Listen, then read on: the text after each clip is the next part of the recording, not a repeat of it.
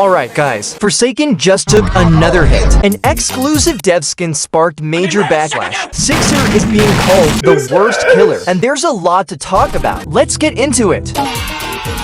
So there was this dev Guest 1337 skin that released with the winter update for VIP players, called Yuri. It was originally based on Yuyu, also known as Trans Bunny, one of the developers of Forsaken.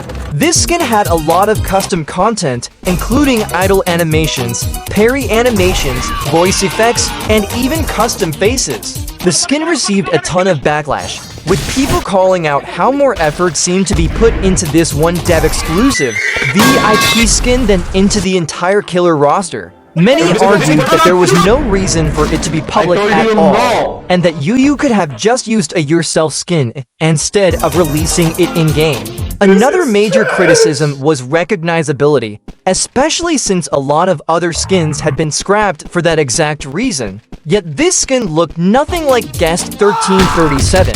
Around the same time, Yuyu was involved in a situation with developers from another Roblox game called Outcome Memories. Yuyu was dating Hattori and attempted to quickly start a poly relationship that included Astra, who is still with PR. Poor communication and pressure led to messy breakups and hurt feelings. Some people see this as manipulation or cheating, while others see it as a failed poly attempt. Because of this, many felt it was the worst possible time to release the skin, and people mocked its release, calling it a self-insert that would eventually get changed for the public. Interestingly, that prediction ended up coming true. Now, the skin has been updated to no longer be based on Yuyu and is instead just a bunny-themed skin. Some people think it should have been removed entirely, while others compare it to Guest 1337 and point out that the only thing still remotely related in the remodel is the gloves.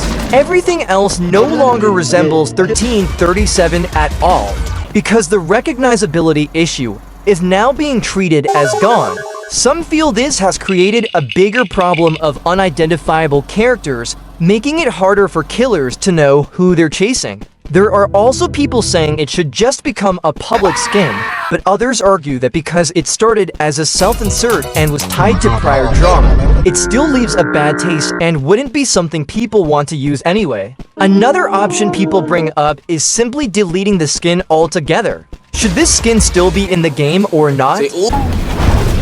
So we have a post about Guest 666 being a garbage character, and those saying she needs a nerf are lying to themselves. Some players claim she was fun when she first released, but after the second day, she became frustrating to play. The main problem seems to be looping, which makes it miserable to stop survivors from running circles around her, especially compared to 1X, who's much better at handling loops. There were even comparisons made between her and Slasher, saying they have the same abilities, playstyle, strengths, and weaknesses. But that comparison doesn't really make sense. Slasher doesn't have a dash or ranged move, and both killers handle distance differently. The biggest issue seems to be that G666 doesn't have any anti-looping abilities, and even with her movement speed boost when screaming at a highlighted survivor, it doesn't help around smaller obstacles. It only works well in open chases. She's also been compared to pillar chase killers, with V being a major problem for G666 and other killers alike, since V's kit makes it extremely difficult to use G666's abilities properly, unless the V player is just bad. Many agree G666 is strong in certain aspects, but incredibly weak overall, mainly due to her looping issues.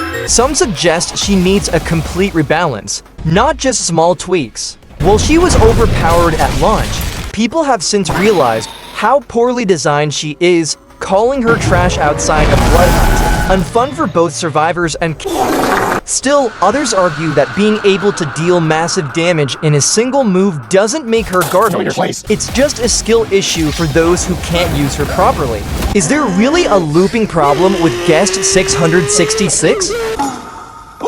So with the recent release of the Soy Guest skin, we also finally got the remodel of color and electricity. However, a new secret kill animation was added specifically for the Soig skin, where Soig punches color and electricity and then snaps his neck. This confused a lot of people, with some questioning why it was added at all and claiming that Sebastian got the lead balancer to add their OC into the game as a skin. People started complaining about how devs get more exclusive content than in most other Roblox games. They also brought up the Raincoat 007 and 7 skin, which is another skin based on the Color and Electricity music video, pointing out that it didn't get anything unique despite being out longer. On top of that, people mentioned how the old composer removed the old themes, but later allowed them to be reused, which ended up happening for the SOYG skin instead of the Raincoat skin.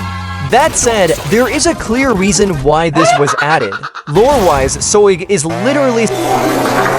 Despite this, a lot of people started harassing and criticizing Sebastian over the skin being added, even calling him a narcissist for giving it a unique animation over the Raincoat skin. Sebastian responded by explaining that the skin was originally only meant for himself, but he decided to share because people liked it so much. He added the animations purely for fun and out of his love for color and electricity. He also mentioned how heartbreaking it was to see the amount of toxicity and harassment sent his way, especially since the skin did not slow down development at all. This really shouldn't have turned into something negative, but once that custom kill animation was added, a lot of people started hating. So who do you think was actually in the wrong here? There was a post claiming that the update is bad because it forces you to grind 24/7 to get the new Christmas skins. It mostly comes across as people complaining about getting even 100 gingerbread in an hour, which doesn't actually take that long. Some people say it's difficult to earn gingerbread because they're constantly being chased during rounds, leaving no time to collect any. However, if you're playing the game for fun, it's not really a problem. You can't get a skin that's meant to be grinded for. Some also complained that the code was probably reused from the Halloween event. There were also complaints about the legacy Christmas skins now being seasonal, with some saying that buying these new Christmas skins might just mean they become legacy skins next year because OG players will complain about them being re-released. However, many people disagreed, pointing out that it's fairly easy to earn enough gingerbread. They argue that calling the update horrible just because it requires you to actually play the game comes off as ungrateful, and that the post is complaining about an issue that wouldn't exist if people simply grinded for the skins. So is the grind really a problem in this update?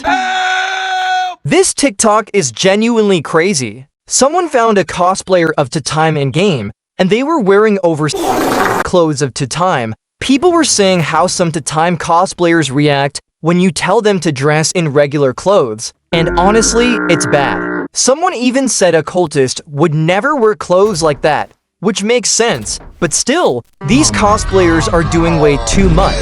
Mainly, these sus cosplayers in Forsaken have made people quit the game and just want to forget about it entirely. It even has Tatime fans hating being one, due to the bad apples who ruin the entire character with unnecessary and disgusting designs of him. This really does seem like a huge problem with certain fans that won't be stopping anytime soon. So some of these situations could actually help Forsaken improve going forward. Do you think these criticisms are fair? Subscribe and hit the bell for more Forsakening it.